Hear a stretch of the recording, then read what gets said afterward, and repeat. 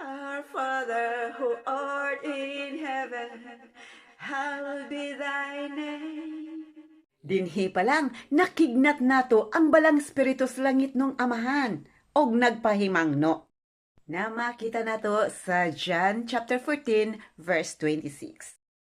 Pero ang abogado, ang balang espiritu, kinsa gipadala sa akong amahan. Pinaagi sa ako ang ngalan. Magagiya, magapahimangno kaninyong tanan sa tanan akong isulti nganha kaninyo. Thy kingdom come, thy will be done, on earth as it is in heaven. Dinhigi padayag, kung asang tinuod naging harian sa Dios nga ato ang gitawag. Ang tubag makita nato sa Luke chapter 17 verses 20 to 21.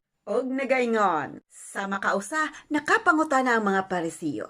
Kano sa aman di ay, moabot ang gingharian sa Dios. Mitubag si Jesus, dili kanimo abot kung sigihon lang kaninimo og lantaw-lantaw. Nibisa ng katawhan mingon, ania diri, ana dinha. Tungod kay ang gingharian sa Dios, maana lamang kaninyo. Kung anapa kaninyo ang wala pa mahibalo kung asang gingharian sa Dios.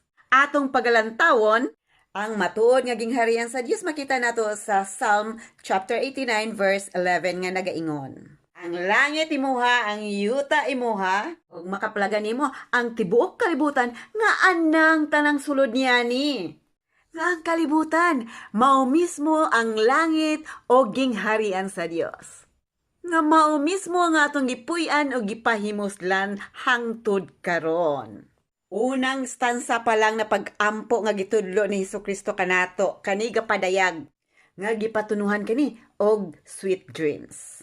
Og uban, sa pag-ila nato sa itong dagko nga kadagatan sama sa una, Arctic Ocean, North Atlantic Ocean, South Atlantic Ocean, Indian Ocean, North Pacific Ocean, South Pacific Ocean, Southern Antarctic Ocean. Mao kanang dagko nato nga kadagatan nga gimugna sa Dios. Ug usab balaan ng daan. Sa Isaiah chapter 24 verse 16. Gikan sa kinatumyan sa kalibutan nakadungog kita og kanta. Himayaon ang matarong. Pero ako nagaingon, nasayangan ako. Nga nakapahimo ka nako nga masulubon. Ang pagpanglimbong. Nubanan sa pagpanglingla og pangpanglimbong. Ngano man. Sa Matthew chapter 24 verse 4 nagaingon, si Jesus mitubag, hinumdumi ninyo, walay naglingla kaninyo. Apan daghan ang mga bot. Sa akong ngalan, nag-angkon na ako si Kristo. Nga naglingla sa kadaghanan. Kaniharon pagpahimangno sa tanang mga piking propita, kikan sa kaparian, kapasturan, mga ordinaryong mga tao, nga nanambal karon sa atong panahon. Nga niabot na sa mismong online ang pagbindisyuna sa maong tubig nga wala gayud sila'y katungod. Nga makita nato sa Isaiah chapter 44 verse 3 nga nagaingon. Tungod kay bubo nako ang tubig sa uhaw na yuta. Ug usab ang mga kasapaan sa uga nga kayutaan. Aga ibubo ko ang akong espiritu sa inyong mga anak ug usab pagabenisyonan uban ang mga sumusunod. Ipaandam ang tanan tungod sa panagna ni Hesukristo. Nga makita nato sa Matthew chapter 24 verses 6 to 8. Nga nagaingon, makadungog kamo nga adunay gira. Ang mga haka-haka mahitungod sa mga gira. Dili kamo pabantayon ni ani. Apan kanimo abot gayod. Nasod sa nasod. Gingharian batok gingharian. Makasinati kita. Kagutom og linog sa kada lugar. Og sinugdanan lamang kani sa maong kasakit. Ang ako ang video dili lang kani usa lang ka video. Apan pahimangno kani sa kadaghanan ing kaso nga maabot ang maong mga katalagman nga gihisgutan ni Hesukristo. Kay kani dili magdugay mahitabo.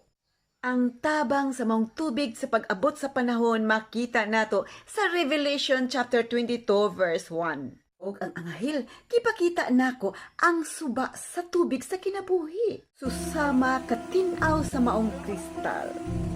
Nagaagas ka ni gikan sa gingharian sa Dios og sa karnero. Ang tinuod nga tambal gikan sa Dios. Mao ang tubig, malimpyo man or mahugaw. Kung ikaw nagatuo nga kani makaayo kanimo. Sa Revelation chapter 22 verse 7 nagaingon, hapit na ang akong pag-abot. Pulahan kadtong nasayod sa propesiya ni aning maong libro. Sa Revelation chapter 22 verses 12 to 17 nagaingon, hapit na ako mubalik, dala ko ang maong premyo. O gihatag ko kani sa matag usa, depende kung unsa ang iyahang mga nabuhat.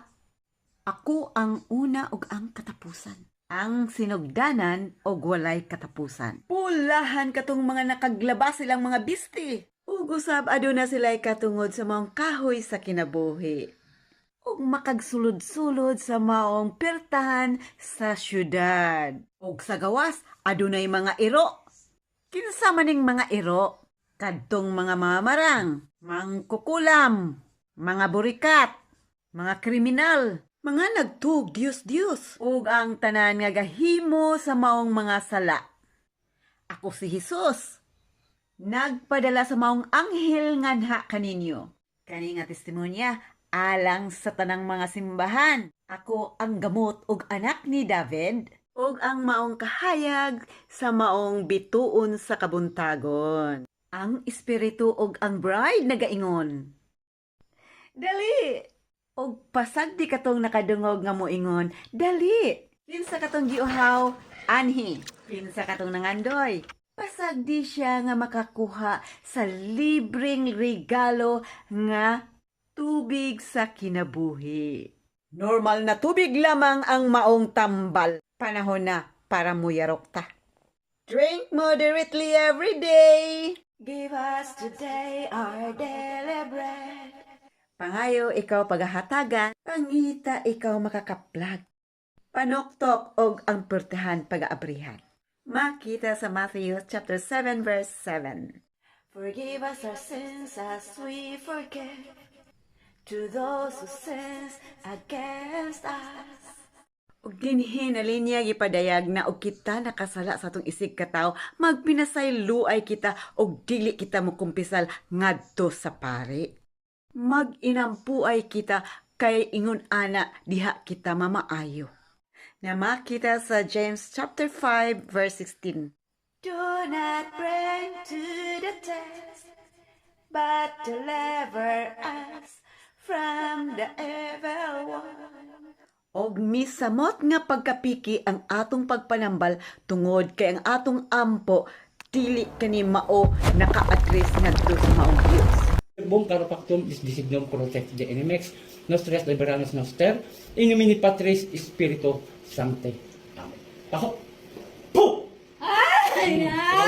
Naka-address kani sa gingharian sa demonyo. Tungod kay ang itudlo ni Jesucristo na pag-ampo mao lamang ang amahan namo. Na makita sa Matthew chapter 6 verses 9 to 13. Si Jesus mitubag, kinsa katong nahigugma kanako, magasunod sa ako ang tudlo. Susama usab sa amahan na higugma kaniya. Kadtong wala mahigugma kanako, dili usab kani musunod sa ako ang mga gipang tudlo. Kani nga mga pulong dili kani gikan kanako kung dili gikan sa ako ang mismong amahan. Nga nagpadala kanako. Makita sa John 14 verses 23 to 24. Pasag di katong mga nagbuhat og dautan magpadayon sa pagkadautan. Pasag di ang mga nagbuhat og mga mangilad magpadayon sa kangilad. Pasag di katong nagbuhat sa pagkamatarong magpadayon sa pagkamatarong. O pasag di katong nagpakabalaan, magpadayon sa pagkabalaan. Makita sa Revelation chapter 22 verse 11. Nakasulat, hinagiban, pulong sa Dios.